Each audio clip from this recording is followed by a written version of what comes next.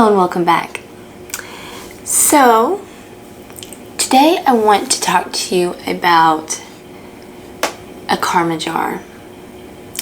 And I know I spoke about karma jars in the past, probably in comparison to a hex or a curse. If you find yourself in the predicament of needing to set forth justice, needing to help balance, it's always better to make a karma jar than to just out and out curse someone. Reason why is because karma is something that's going to come anyway. Basically, this has to do with timing. When you make a karma jar, it's basically a petition. We want it to happen now because it's much deserved now. Now, you don't want to go around making karma jars for every person that irritates you or makes you a little angry. This is for serious infractions. Moving right along. You're going to need a jar. It doesn't have to be a pretty jar because karma jars they're not supposed to be pretty. Unless you're doing one for good karma. Which you can. I've never made one of those. So, you have your jar, which I'm going to sit right over here. So the first thing that I do is I like to put the object of the jar in something. Like an apple or a lemon or a hot pepper. Lemons are good because they're sour, and this is symbolically causing one's life to become sour because they deserve it, because of all the harm and pain they've inflicted on others. So you're going to just kind of make a slit into it, something like this. You don't want to go all the way through. So it's going to be something like this.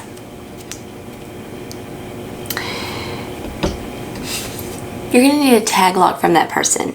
A tag lock is a lock of hair or fingernail clippings, toenail clippings, saliva, something they've worn, their handwriting, something like that. If you can't get any of these things, it's okay. You can get a picture off the internet. It is very easy to get pictures off the internet of people. It's easy to find people. And if you can't, that's okay too. You're going to take your piece of paper and you're going to put your tag lock. If you don't have one, this is supposed to represent hair.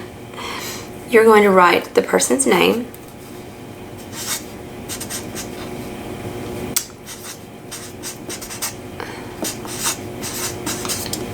and their date of birth.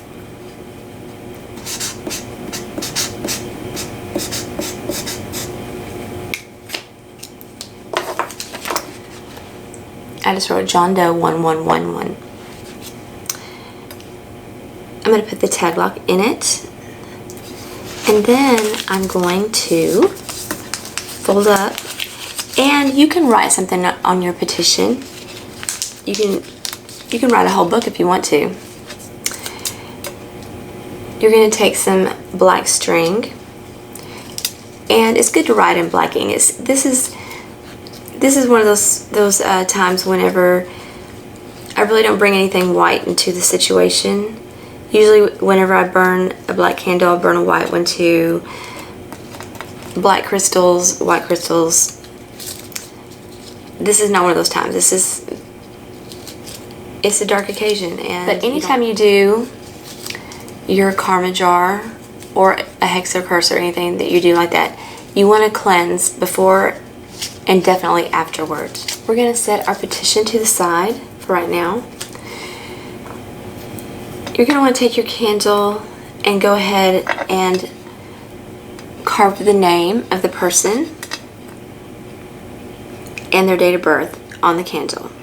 So we're going to take and we're going to put the tag lock into the lemon or pepper or apple, whatever it is.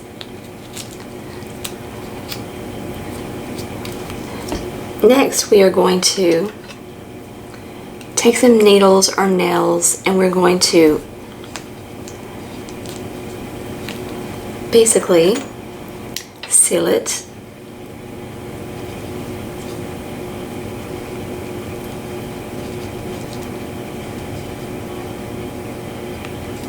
Okay.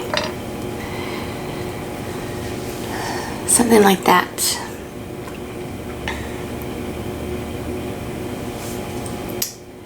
Then you can take any other nails, tacks, screws are great, especially if they're rusty. And you're going to put them into your lemon.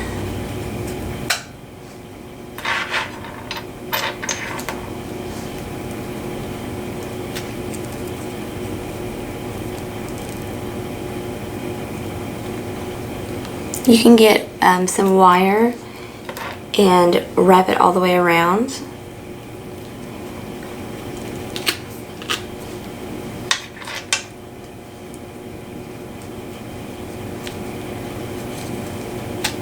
You can use numerology here if certain numbers mean certain things to you or to this person. I just picked out a random number because this is not anyone. Okay. So there are many things that you can put into a karma jar. Because there's so many and every situation is different, I just kind of collected a few to let you all know. And I wrote them down, printed it out, because there's no possible way that I can remember all this information in my head. So, it's important to have a tag lock of some sort, so there's that connection. You can put in your karma jar dead scorpions, spiders, wasps, or bugs of any kind. You can put dead rats, toads, or snakes. Snake skin. Any kind of thorn. I'm using lime prickly ash today, but you can put even rose thorns, buck thorns, black thorns, mesquite thorns. Any kind of thorn is great because it sticks and it hurts. One key ingredient is vinegar. Sauerkraut. I put sauerkraut in one before. Any and all hot chilies, peppers. You can put bones, animal bones. Do not go kill anything. That is not the right thing to do. Then that karma's going to come back on you. Chicken bones from Wednesday's dinner. If you should happen upon a deceased animal, you know, there's ways to handle them. Usually when I come across a bone, it's just a bone. Like, for example, I found this out in the field. This probably is a deer, because a lot of those die around that area. Getting hit by cars, people shoot them. Okay, so talons, claws, broken glass, broken mirror, hopefully not one that you broke, screws, tacks, pins, needles, nails, vetch, which is a kind of a binding herb, holly leaves and berries, alcohol, which is salt, thistle leaves, bull nettle, ooh, this stuff's harsh, crow poison or false garlic, toadstools, toxic mushrooms, devil's shoestring, poison ivy or poison oak, razor blades, coffin nails, graveyard dirt, blood, saliva, wasp nest or dirt dauber nest, mistletoe, flea bane, that's, oh, urine.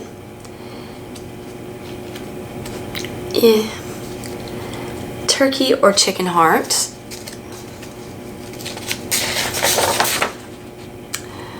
saltpeter, sulfur, blackjack oak leaves, cherry, peach, or avocado pits. Now those are my contributions. And I found these on the internet. It says ague weed to make enemies confused. I use poppy seed for that. Angelica root, bindweed, bird's eye, blackberry root, bladderwrack, bloodroot, blueberry, bone set. There's a lot more on here. And I'm going to have a link so that if you want this, you can look at it. Now we're going to start on our jar. The first thing we're going to put in is the lemon. You can put in as much or as little as you want into the actual jar. But the one thing that you have to put in is your intention. And your intention has to be clear. It is my intention for John Doe's karma to come around now, as he has been evil and done wrong and hurt many people, including myself. Something like that. In the process of making this karma jar, no one else but John Doe should be hurt. That is my intention. That is my purpose. It's very important to say that. I learned these things from experience, so trust me. Okay, so into the jar, I'm putting broken glass. Be careful if you put broken glass because you can cut yourself. I want to put my bone. I found this really awesome pepper that looks like an eye.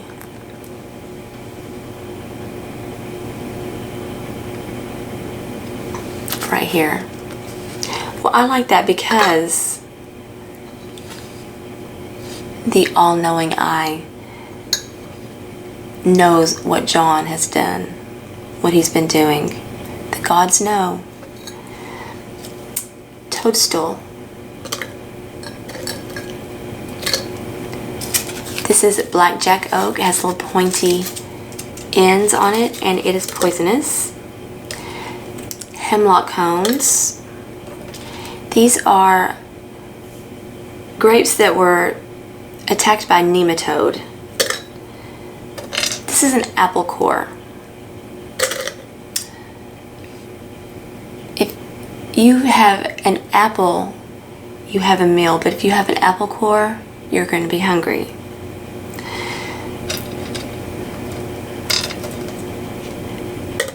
Holly berries. Holly leaf. This is lime prickly ash, and it has thorns on it. It also has little black poison-like berries, and I gotta get it in there.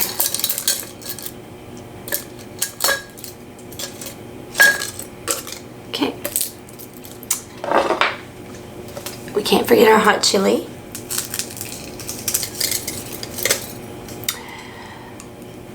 I have a little thistle.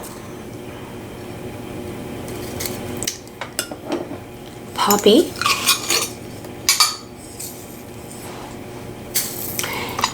Now, when you do this yourself, spend time with it. Pick up each thing, put it in, and say what it's for. Burnt sticks, so that you may burn as you burned me. I have some foxglove, which is very poisonous, and The reason why I love to put foxglove into a karma jar is because foxglove has this wonderful property of when it grows, all the plants around it prosper from being there. They live longer, they're healthier. Foxglove prolongs the life. It lengthens it, it strengthens it, and that's what it's going to do with your jar. I have cayenne pepper that I can't get open, so we're going to skip it. And we'll just put in some crushed red pepper instead. You can put black pepper, habanero, these ghost peppers that I've heard of. That would be a good one.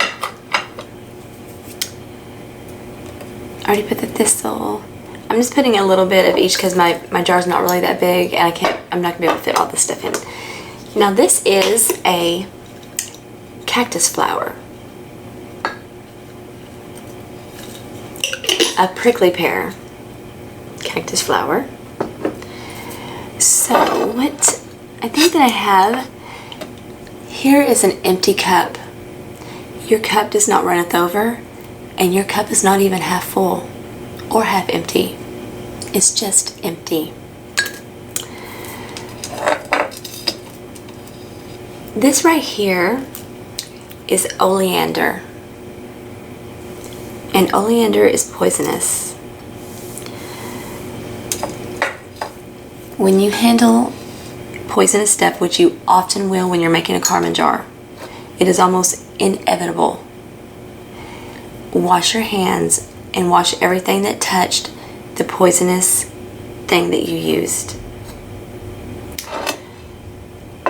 The dish, everything. If you have on gloves and you touch something poisonous and you don't take them off, you're still spreading the poison around. Okay?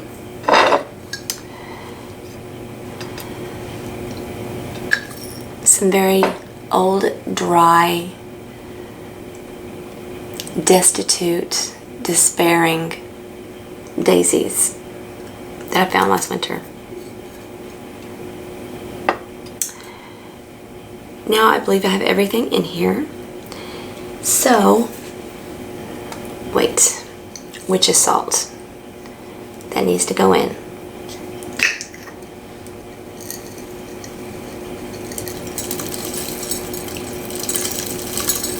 Don't need a lot of this. It's a very powerful tool, and a little bit goes a long way.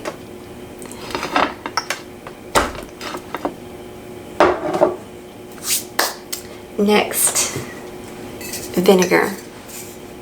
Be careful what you mix with vinegar, because vinegar has a tendency to want to help things explode. My lid.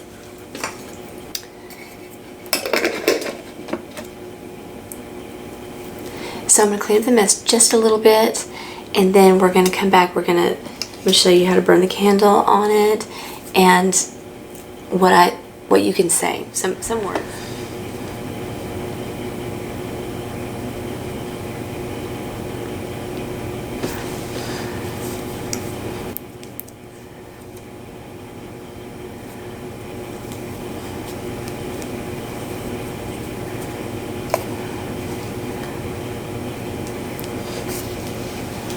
Okay. So I'm going to want to grind some herbs up to put on my candle. I'm going to anoint it with oil, then I'm going to dress it. Then we're going to burn it on top of the jar. Remember, this is the one that we carved the person's name into. I'm using patchouli. I've never used this before in a karma jar spell, but I found on the internet where this can cause someone to feel ill.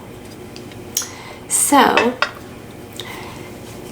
and you want to use things in the jar that are personal to you, that mean something to you, that are going to give it power. I want to say one thing about blood, and I know that a lot of people, you know, frown upon this, but blood in a spell is probably the most powerful thing that you have that you can put into a spell besides your sheer strength of will and intention. To me, it's a tool. It adds power. A lot of power. I don't do black magic. I do not consider this black magic. This is the rendering of justice. It is actually, to me, it's doing the right thing. I feel like if you have it within your power to accomplish something for yourself or someone that you love, then why wouldn't you do it? I don't do hexes and curses because to me they're not even as powerful as a karma spell. Say any spell that hex or curse, I can break it and send it back to you. I don't care if your path is blocked. If your path is blocked, I'm going to take the long way around, but I'm still going to get to you one way or another. You know, us casting our hexes and curses, sending our negative energy out, that's one thing. We're human. Karma is so huge. It spans lifetimes. It follows us from one life to another. To me, that's far more powerful and enduring and devastating. You can run on for a long time, but sooner or later, karma will come calling. It's real. I know. I've experienced it, good and bad. Anyways, so I don't know how I got off on that really long tangent because all I wanted to say was blood is a very powerful tool and to use it wisely. So we have our beautiful, scary karma jar here. So what I want to do is just grind up a few of my binding, banishing herbs. I sell these in my store very inexpensively. So I'm just going to take enough just to dress this candle and maybe burn a few.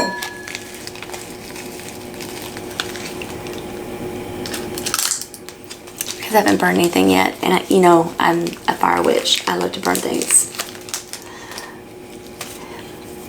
There's a great power in fire as well. You know, it's how you use the tool.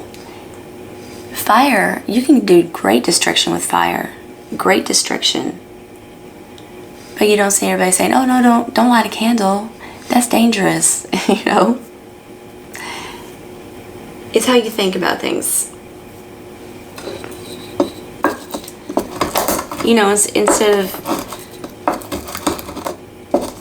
cursing you, hexing you, or karma jarring you, I could just go burn your house down. That would be pretty devastating to you. But I'm not going to do that because my morals are better than that.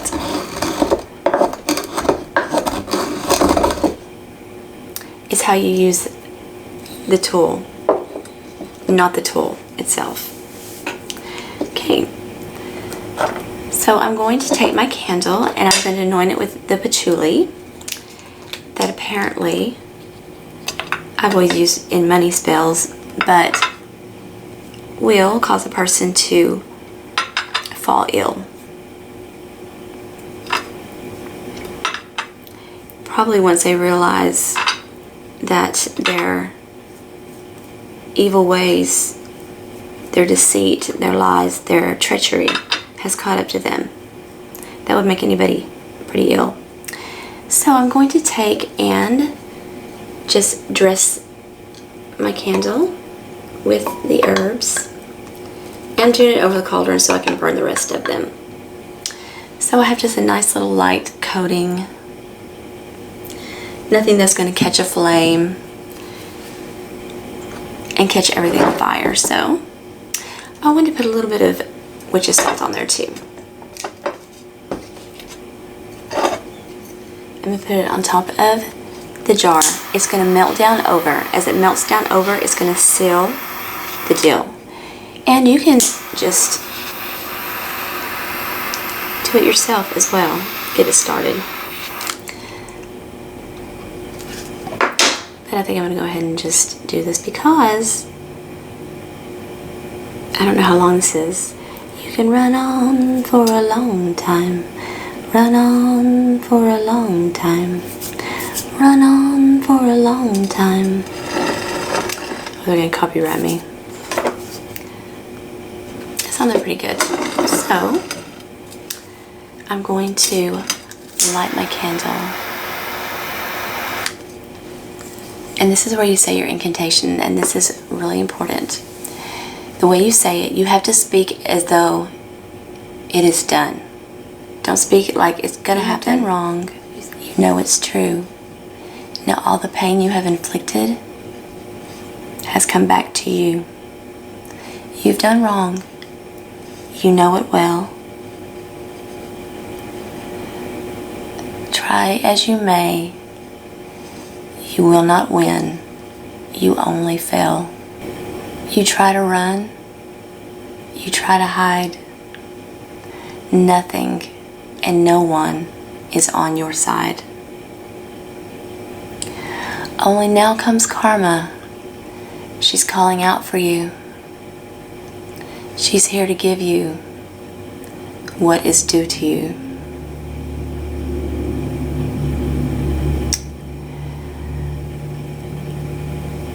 You cannot run. You cannot hide. Misery and pain are now by your side. These are your companions. One and one, they equal you. This is what you deserve for the evil you do.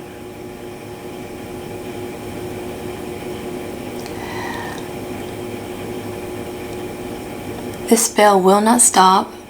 This spell will not cease.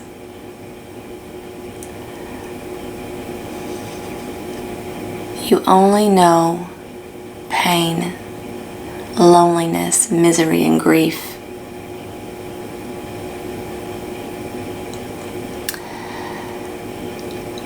Only if in the future a day does come when you can see your error and the evil you have done. Only if you repent and forever change your ways. This and only this will keep your much deserved bad karma away. So, even though karma's coming with a vengeance, even then you have a way out. I always give somebody the way out, and that is to feel the pain that you've inflicted on someone else, realize what you did, know how bad it hurts you, and think, I don't want to cause that kind of pain for anyone else. I'm sorry I did that, and change. That's the only way out. So, that's all. So I hope you enjoyed the spell. I hope that you got something out of it. And if you haven't already, please subscribe to my channel. Thank you.